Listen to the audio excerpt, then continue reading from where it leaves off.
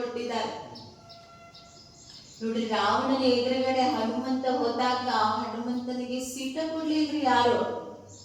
ಆದ್ರೆ ಅವನು ಏನ್ ಮಾಡ್ತಾರೆ, ರಾವಣ ಮಾತ್ರ ಕ್ಷೇತ್ರ ಸೀಟ್ನಲ್ಲಿ ಕುಂತಿದ್ದ, ಸೀಟ್ ಕೊಟ್ಟಿಲ್ಲ. ಅವನ್ ಏನ್ ಮಾಡ್ತಾರೆ, ತನ್ನ ಬಾಲವನ್ನ ಸುತ್ತಿ ಸುತ್ತಿ ಅವನಿಗೆ ತಾವು ಮೇಲೆ ಇರ್ತ. ಹಂಗೆ ನಾವು ಸ್ವಮಾನ ಅಂದ್ರೆ ಇದೇವಿ.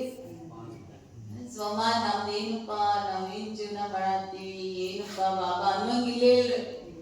ಏನು ಮಹಾಬಾಬಾ ಮಹಾಡ್ರಾಮ, ಏನು ನಡೀತೈತಿ ಡ್ರಾಮಾದಲ್ಲಿ ಎಲ್ಲ ಮಹಾಮಹಾನೇ.